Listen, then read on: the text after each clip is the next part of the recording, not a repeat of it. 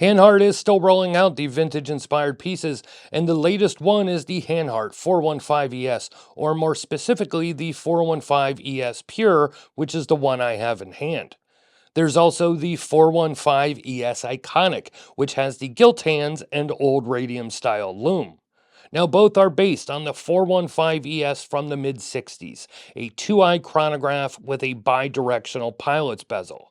This new ES is sized at 39 millimeters. It has a black matte ceramic bezel insert, white hands and printed indices on this pure version, a tachymeter and a red hundredth scale, a sapphire crystal, and it's using the SW510 manual wind movement.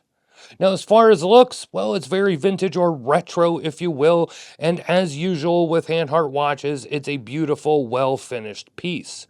Equipped with a calf leather strap and a few color options, it's priced around $2,600. $2,680 to be exact if you are in the US and you order from Watch Buys. That's a hefty price tag for sure, and while it's a beautiful watch, does it live up to said price tag? Let's find out.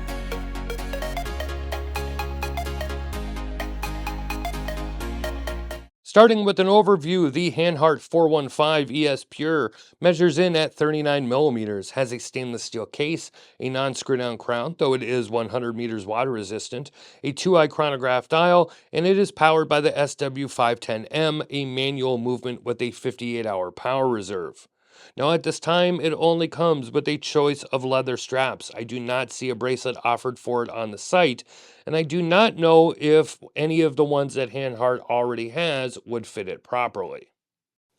Now, almost 2 years ago, I reviewed the very popular Hanhart 417ES, and that one comes in quite a few variations, including a 39 millimeter 1954 model, but I reviewed the 42 millimeter version.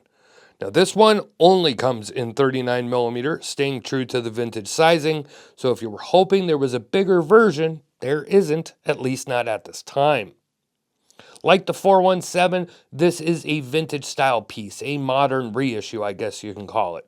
I mean, after all, it's the same company producing it, so why not refer to it as a reissue?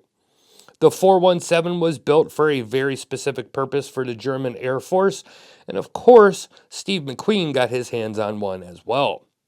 The 415ES was released almost a decade later, and it has that pilot diver look about it, and it has a very 60s vibe to it, in my opinion.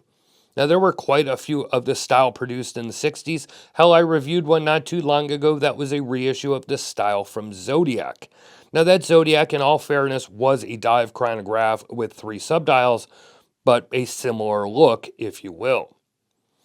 This new model, like all modern reissues, attempts to keep the look of the original, but updating it with the current manufacturing and materials.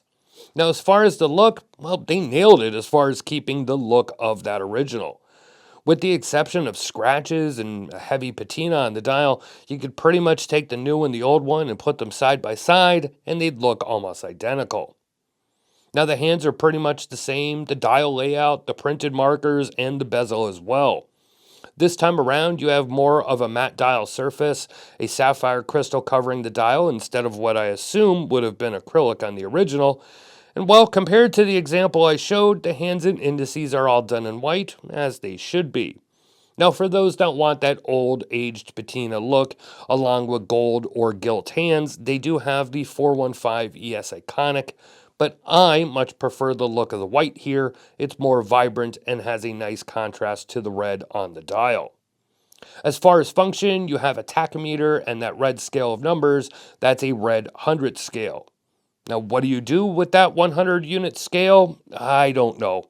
I've read it could be used to manage and calculate productivity.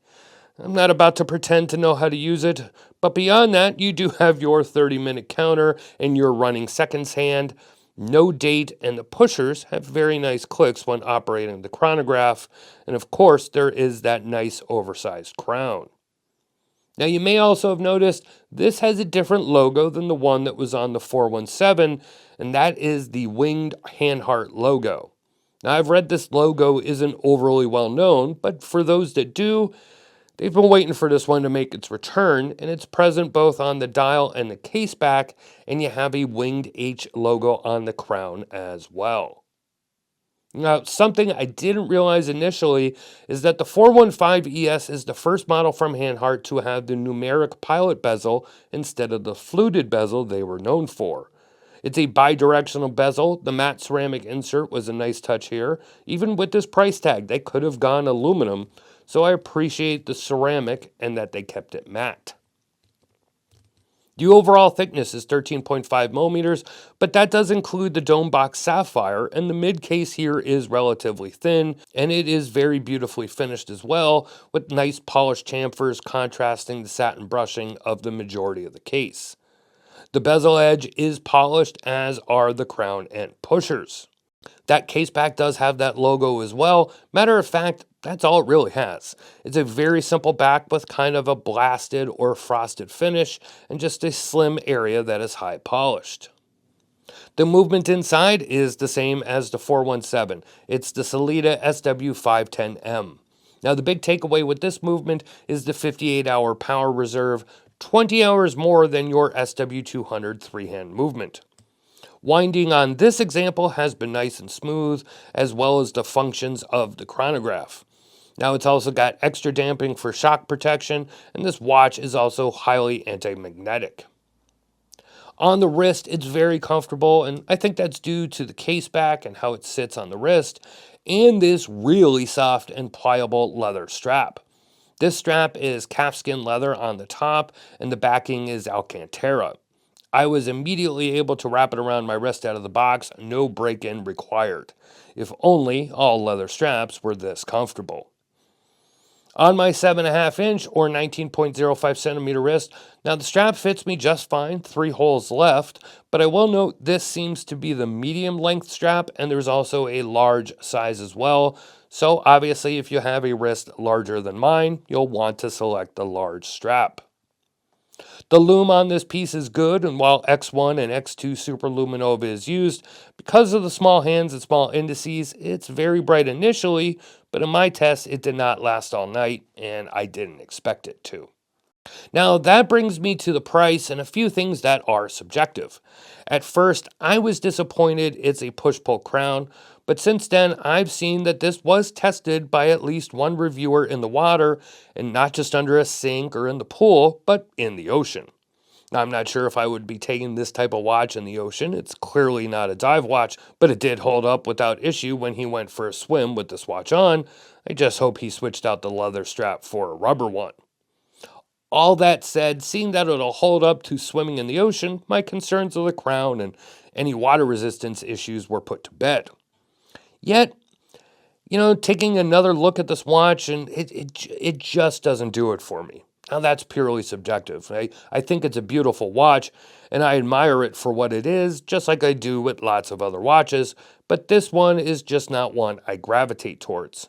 I think it's mostly the dial. I just prefer the look of the 417 ES I reviewed, and I also preferred that 42mm size. And because of that, I started waffling about the price of this piece, thinking, is it overpriced, or is it priced right for what it is? Look, with inflation these days and prices of everything going up, I understand brands are charging more for their watches. But I went back and I looked up what the price was of the 417 ES when I reviewed it, and it was $2,240. It's now $2,280 through watch buys, so it's only gone up $40. This 415 ES is $400 more. Now, you can also go ahead and look at, Sin watches, if you will, or that chronograph from Zodiac that I mentioned before, which is $2,999 retail. So, it's not uncommon for these watches to be expensive these days. While I love vintage watches, and I think it's great that Hanhart has brought back another reference from the past, I do think it would be better if it was priced like the 417. But that's my opinion. What's yours? Head to the comments and let me know what you think about this Hanhart 415 ES Pure. And of course, if you have any questions, ask them as well. Links are below to Hanhart's website, as well as a written article on watchreport.com if you would like to check that out. Please make sure to follow both of us on social media. On Instagram, it's at Watch Report and at Hanhart_watches. If this is your first time here or you just love watches, make sure to hit subscribe. Thanks for watching, and I will see you next time.